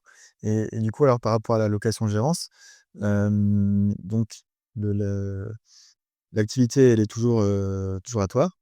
Comment tu t'assures que, parce que du coup, comment tu t'assures que, les clients, bah, sont contents, que, ça tourne bien? Est-ce que tu as un droit de regard sur les chiffres, sur la qualité de la prestation? Puisque ça t'est toujours associé, même si c'est eux maintenant qui exploitent. Comment tu contrôles, si tu contrôles, comment tu gères tout ça? Alors, effectivement, donc contrat de location-gérance, tu vas, apporter un nom, une Mmh. enseigne, également un client potentiel et bien sûr le matériel lié à l'activité. Mmh. Donc tout ça, il faut que ça fonctionne. Bien évidemment, tout est écrit dans les clauses du contrat de location-gérance. Par exemple, ils ne pourraient pas faire un salon de coiffure ou vendre des vêtements. Oui. Ça, ce n'est pas possible, lié, par rapport au contrat. Cependant, j'ai également un droit de regard sur les comptes de la nouvelle société qui exploite, Mmh. pour justement que l'enseigne ou le nom qui m'appartient, donc du Mmh. coup, corresponde aux attentes, et à la notoriété qui a été construite pendant toutes ces années. Mmh. Donc pour moi, le but, c'est effectivement de garder une certaine qualité de prestation, même si je n'ai plus rien à voir finalement Mmh. par rapport à l'exploitation du restaurant Le Parc. Mais c'est surtout pour ceux qui exploitent aujourd'hui que c'est important de maintenir cette qualité. Parce que je rappelle que les clients, c'est du local, un client satisfait, c'est du 10 personnes, derrière qui sont gourmands. Donc ils seraient d'autant plus impactés et notamment les premiers à impactés à faire, de la qualité, qui correspond pas, puisque leurs chiffres seraient impactés et donc par dépit, par défaut du Mmh. coup, le mien également. Mais eux seraient impactés en premier. Chose que, pour l'instant, je n'ai pas dû intervenir sur leur gestion puisque, ils gèrent très bien, ils sont contents, ils font leur chiffre d'affaires, ils paient le loyer donc tout le monde est content, Tout c'est le monde très est bien. content et tu as pas forcément à Donc pour l'instant, de j'ai pas dû intervenir, pas dû Mmh. contrôler, les bilans, tout se passe. Tout va bien. Ouais, OK. Est-ce que la location-gérance pour quelqu'un qui veut se lancer, ce serait intéressant, de trouver un exploitant qui est déjà en place? Est-ce que c'est fréquent d'ailleurs, je sais pas si tu sais, dans alors pas forcément dans la restauration, mais de manière générale? Parce que ça peut être finalement, une manière de se lancer sans trop d'investissement, financier aussi. Oui. Ah oui, oui, c'est une très bonne, manière de se lancer effectivement. C'est une très bonne manière de se tester sur ses compétences et sur sa motivation. C'est vraiment le format idéal pour moi, hein, enfin je Mmh. pense, pour commencer une activité sans avoir, trop de retombées financières et pouvoir justement, voir, comment ça évolue. Mmh. Après, avoir également au cas par cas, mais après on peut se détacher de cette location-gérance pour prendre sa propre affaire, acheter un restaurant avec les murs, acheter juste ce fonds de commerce. Il y a plein de possibilités qui s'offrent, à l'exploitant qui veut exploiter le restaurant. Mais le contrat de location-gérant, je pense, c'est une très bon step one pour démarrer, avoir démarré et pouvoir, juger: «Ah non, je fais pas bien. Ah non, c'est pas mon truc». C'est très bien. Mmh. Et je rebondis sur, ce que tu disais avant, tu as l'exploitation plus les murs. Du coup, d'une certaine manière, tu as investi aussi, dans la pierre. Qu'est-ce que tu penses, du combo, heu, du coup d'exploitants, d'entrepreneurs, de chefs d'entreprise avec, l'immobilier? Bah, le mieux, c'est toujours un plus, hein, d'avoir les murs, de pouvoir agir, c'est forcément, c'est toujours mieux d'avoir les murs que de ne pas les avoir. Hein, Et après, c'est, toujours une question de budget, hein, on revient toujours, aux finances. C'est toujours la capacité de pouvoir le faire ou pas. Bien évidemment, ce que je peux conseiller, enfin, c'est si vous pouvez acheter et si bien sûr, heu le contexte est favorable, hein. mmh. Si c'est une ruine, à Orléans, et que ça coûte 1 million, voilà. Il faut voir bien sûr tout le contexte, mais s'il y a possibilité d'effectivement d'acheter des murs en même temps que, un fonds de commerce ou alors démarrer un fonds de commerce, mais acheter juste les murs et créer sa société pour, effectivement, si vous avez la possibilité, faites-le. Mmh. OK. Donc toi, tu as une famille, de chefs d'entreprise, d'entrepreneurs. Est-ce que, du coup, l'immobilier est aussi, familial, on va dire? Ou est-ce que et toi, tu t'es lancé par la suite, de manière, autonome? Non, pas du tout autonome. Alors c'est ça, j'ai aussi baigné dedans, depuis que je suis petit, Mmh. grâce à mes parents, notamment mon père, hein, qui avait déjà, qui lui a créé par contre, a entrepris Mmh. dans l'immobilier, heu, par rapport au contexte de l'époque aussi, hein, Oui, très favorable c'était très, très favorable par rapport à effectivement, aujourd'hui. tout à fait. L'inflation, les taux de crédit, tout ça, c'était, très favorable, et il a su, créer des opportunités Mmh mh. pour pouvoir acheter des biens comme ça. Et donc c'est un peu dans le cosmos aussi, dans la bulle familiale, immobilier, restauration et immobilier.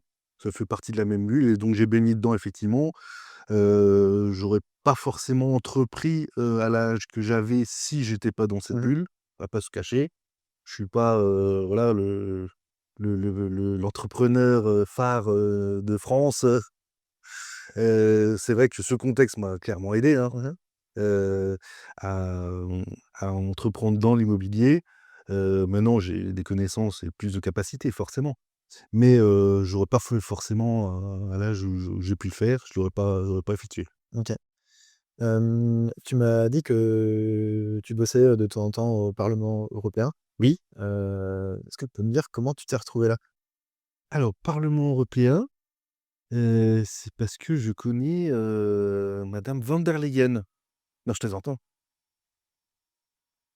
Non, non, en fait, bah, suite, à l'arrêt de mon activité de restauration, restaurant Le Mmh. Parc, j'ai donc créé cette société de conseil et ce qui m'a permis d'intégrer, différents groupes traiteurs, Mmh. voilà. Et dans ces groupes traiteurs, donc j'ai eu des connaissances qui m'ont après,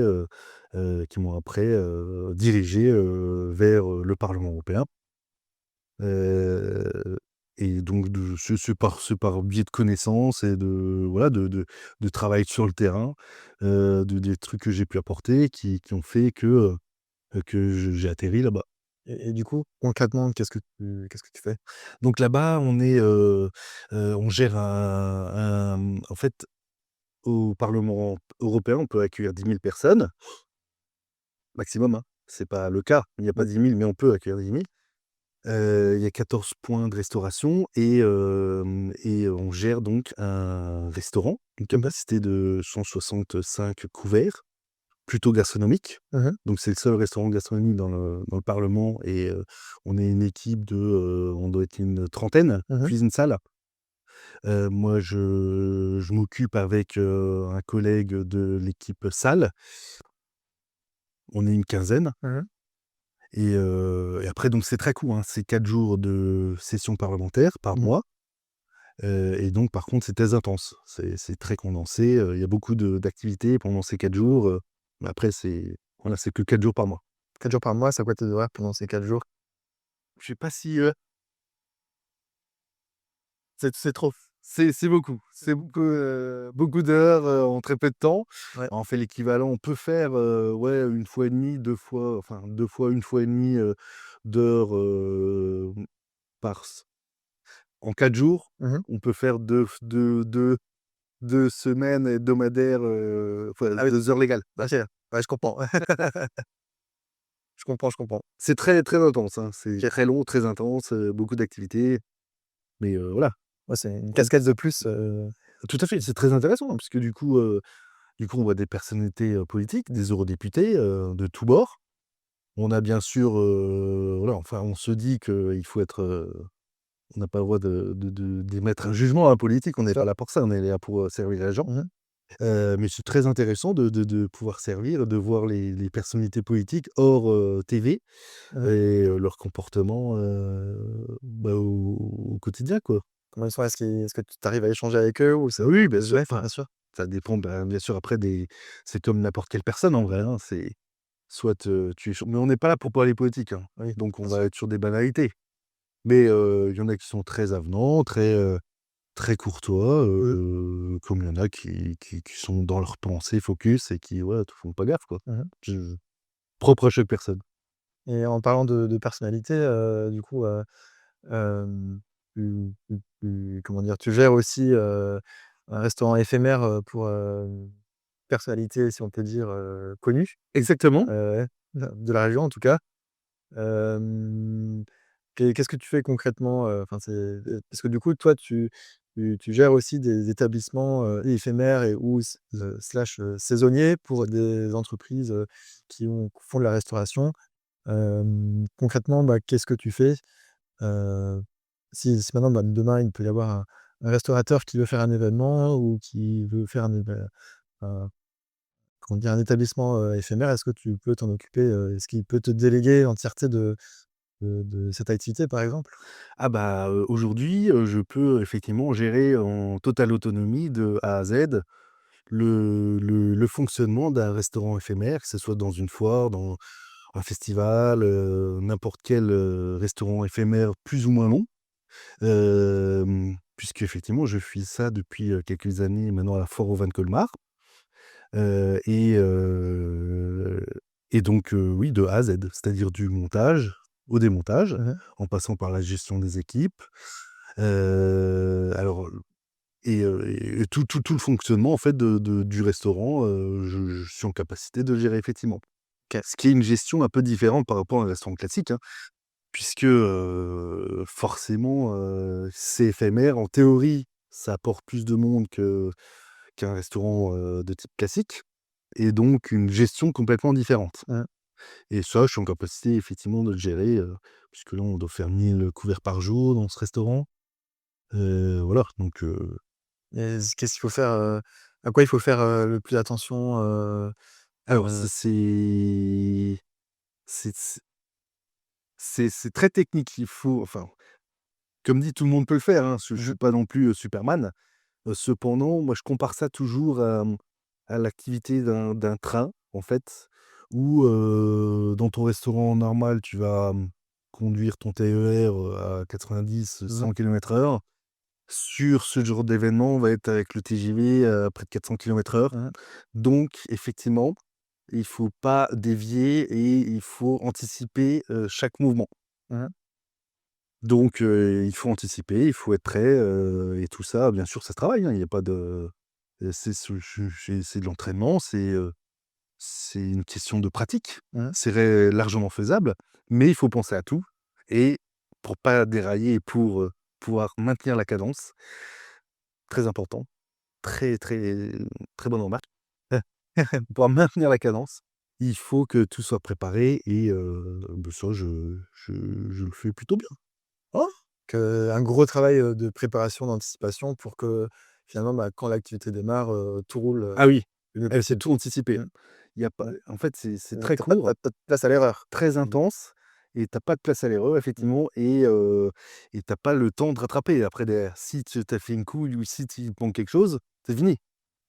Donc tu peux plus rattraper le temps. Donc effectivement, le train part, faut que tout soit en place, faut que les rails soient là, le truc électrique, les cabines, les sièges, tout, et qu'il y ait juste, à tracer, quoi. Voilà. Tu prends les clients, d'un coup à chaque gare et c'est tu fonces. Tout à fait, Voilà. tout à fait. Si on fait une petite rétrospective sur, ton parcours, est-ce que tu peux, me donner une erreur que tu aurais faite, pendant toutes ces années et qui t'aurait le plus coûté? Soit à toi personnellement, soit à ton entreprise, ton ou tes entreprises? Une erreur que j'aurais pu faire, moi je suis pas du genre à faire trop d'erreurs quand même, hein. Qu'est-ce que j'aurais pu faire, Ah ça c'est oui j'en ai une, hein. J'en ai une grosse même, hein, mais Est-ce que tu as le droit de la dire? C'était qui? Est-ce que tu prends la responsabilité? ouais, ouais, je peux la dire, c'est effectivement, j'en ai encore reparlé hier, c'est de pas se faire confiance. Mmh. Ça, c'est, je pense la plus grosse erreur, qui m'a fait rater un nombre d'opportunités énormes et qui, à chaque fois que j'ai pris la décision ou ne pas pris j'ai pas pris la décision de faire quelque chose, je m'en suis mordu les doigts. Mmh. Est-ce que c'est une question de légitimité par rapport à ton domaine d'expertise ou pas forcément? Non, c'est juste que, quand tu réfléchis trop, à un moment, tu es plus dans l'action Mmh. et si tu réfléchis trop, bah, le temps passe et au final, quelqu'un d'autre va le faire ou alors, ça sera plus d'actualité et pour ma part, c'était toujours comme ça.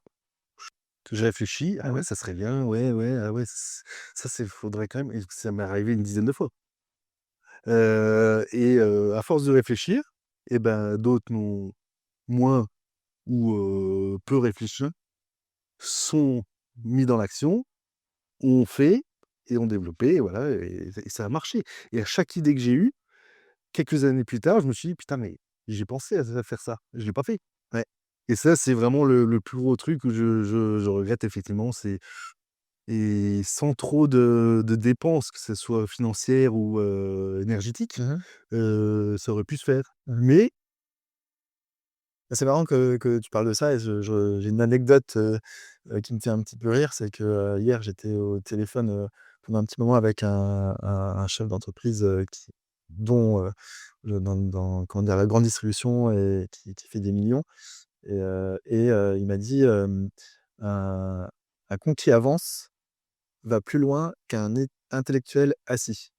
et c'est totalement vrai, Ah oui, c'est totalement vrai. Et ouais, c'est Alors je dis pas que quand on avance, on est con, mais oui, oui, c'est sûr que, bah, des fois, bah, il faut, bah, passer à l'action. Il faut pas réfléchir, voilà, c'est bien d'y aller en évaluant les risques, mais il faut pas trop non plus, réfléchir parce que derrière l'opportunité va peut-être nous passer sous le nez et voilà.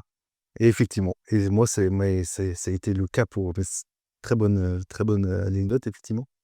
Mais ça a été le cas pour plusieurs projets effectivement que j'ai eu parce que moi en fait le défaut aussi que j'ai, c'est que j'anticipe beaucoup, je fais beaucoup Mmh. d'analyses de tableaux et tout ça, pour être sûr de pas me planter, Mmh.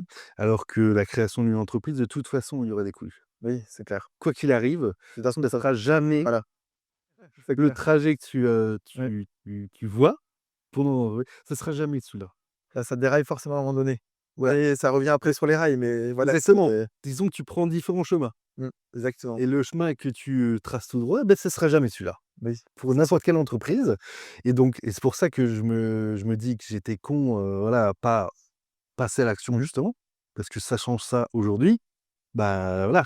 Alors du coup, j'ai moins d'idées, c'est un peu con, mais du coup, je sais que avec mon raisonnement d'aujourd'hui, il y a 20 ans, bah, j'aurais lancé des trucs. Forcément, j'aurais dévié à droite, j'aurais dévié à gauche, ça aurait pas été, bon, tout de suite, mais j'aurais fait d'autres choses. Donc la leçon de ça, c'est, ça sert à rien de trop réfléchir. C'est bien d'anticiper un petit peu les risques et de voir, un petit peu où on va. Dans tous les cas, quand on entreprend finalement et qu'on crée une société, on va forcément, avoir des aléas. Ça, on va forcément, se planter à un moment donné ou l'autre, mais l'essentiel, bah, c'est de garder la vision et la stratégie qu'on s'est fixée et puis peu importe, faut foncer. Il faut foncer, effectivement.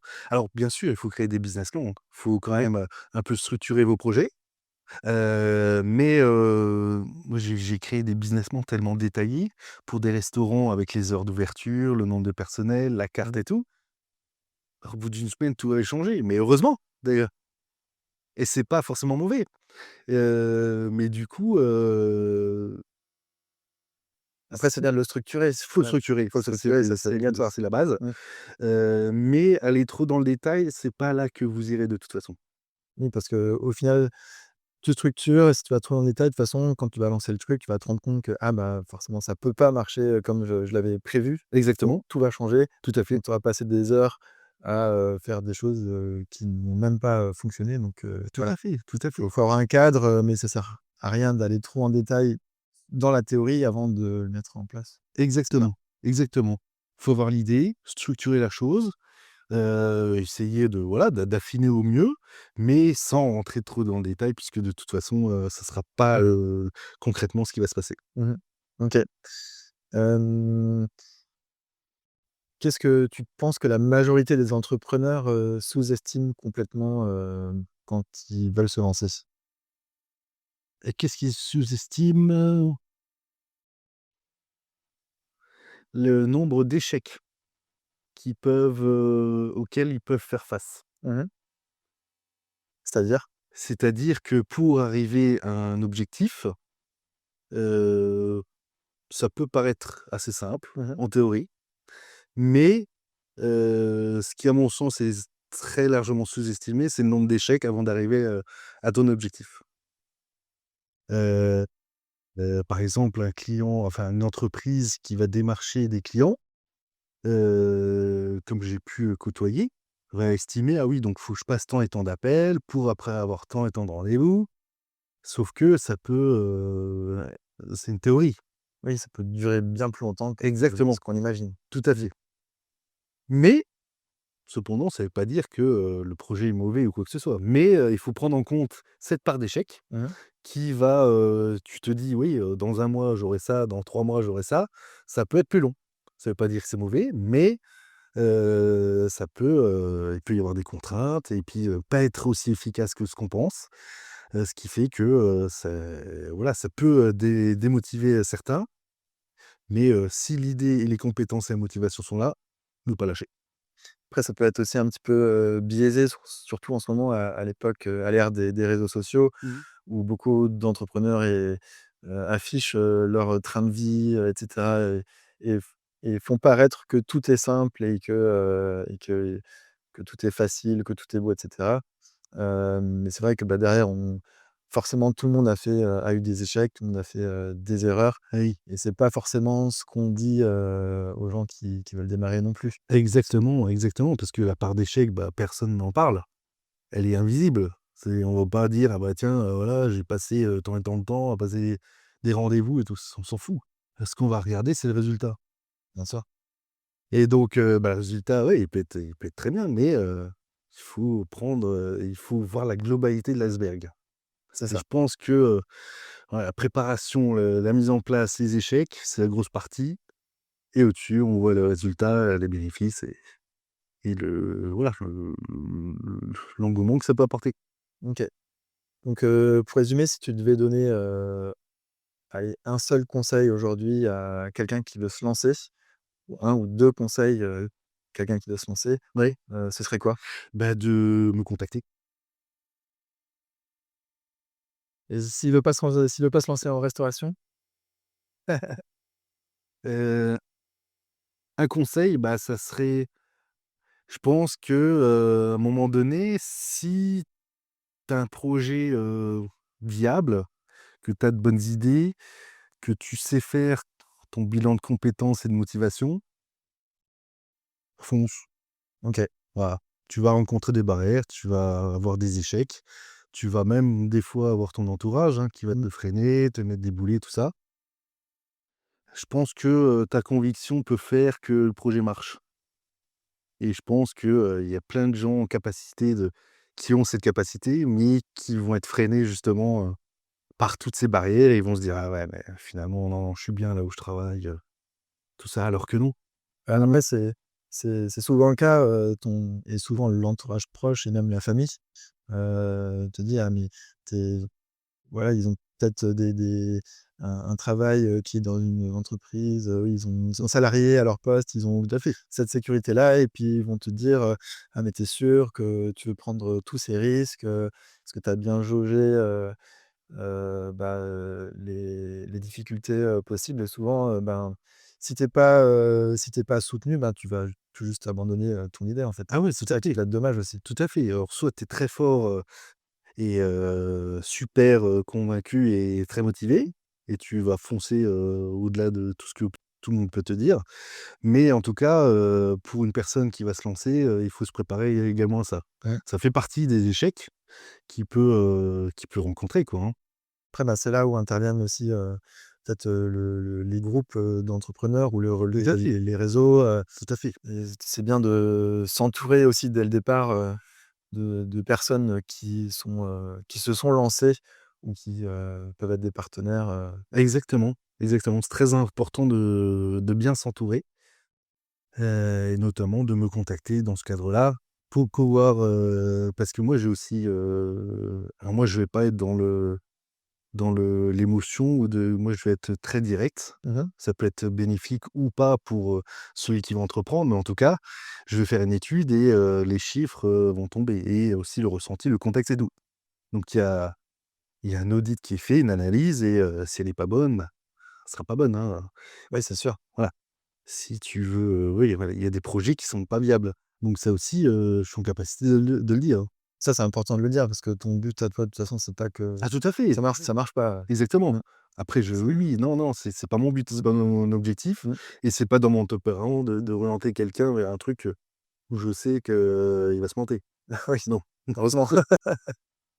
Bah, du coup, si on veut te contacter, comment on fait? Alors vous pouvez me retrouver, sur LinkedIn, Ouais. voilà, Nicolas Auquel? voilà, Nicolas Auquel Mmh. ou sur Google, Voilà. voilà, Ah, tu as mes une coordonnées, ouais, Google? vous oubliez, il me semble. Parce que moi je fais beaucoup de bouche à oreille, hein. Je Ouais, bien sûr. j'ai vu que j'avais même plus de carte de visite, Mmh. ça c'est un problème. Mais Tu en as pas besoin, hein, c'est pas grave, hein, tant mieux. ouais, tout à fait, parce que des fois il y en a: «Ah bah, je peux avoir tes coordonnées?» Je j'ai pas de carte. J'en avais, s'il fut un temps, mais là du coup, j'ai plus forcément besoin et puis, Donc ouais, on peut me contacter, sur page Google, LinkedIn et après il y aura tout un process de pouvoir, faire une analyse Mmh. et un audit de ce qui est possible de faire, et Tu acceptes, malgré que tu sois très occupé, tu acceptes de nouveaux projets, tu acceptes d'aider des entreprises, selon les projets, ouais, Mmh. effectivement. Après si c'est juste pour, faire des petits je peux, après sous-traiter. Mmh mh. Je peux orienter des gens vers: «Ah bah non, faut aller vers ce société». Par exemple, la sécurité incendie, s'il y a que ça, je vais orienter vers une entreprise spécialisée. Moi, je fais plus, tout ce qui est législation, donc l'incendie en fait partie. Mmh. Par contre, si il y a juste un défaut d'incendie, bah, je vais orienter vers, Mmh. voilà, c'est pas mais moi, c'est plus dans un contexte global. Mmh. Mais effectivement, ça peut être du groupe qui va faire des millions de chiffres d'affaires, comme de l'artisan qui va faire 30 000 € dans l'année, quoi. Mmh. Je suis en capacité d'aider tout le monde. OK, très bien. Celui qui en a besoin, en tout cas. OK. Donc Nicolas Auquel sur LinkedIn, je mettrai le lien dans la description de l'épisode. Merci. Merci Nicolas d'être venu, sur le podcast Merci à toi, Manu. et puis à bientôt. À très bientôt. Voilà, c'est la fin de cet épisode. Merci de l'avoir écouté jusqu'au bout. Abonne-toi et si tu l'as aimé, n'hésite pas à me mettre une note 5 étoiles, ça m'aide à recevoir des entrepreneurs qui partagent leur expérience et t'aident à avancer. On se retrouve dans 2 semaines avec un épisode dédié à l'organisation d'événements et de soirées. On verra en quoi ça ressemble de près au lancement et à la gestion d'une activité. Et j'aurai pour le coup plein d'anecdotes croustillantes à te raconter puisque, depuis, toutes ces années au parc, j'ai organisé plusieurs dizaines de soirées et d'événements chaque année. D'ici là, passe une belle semaine et je te dis à bientôt.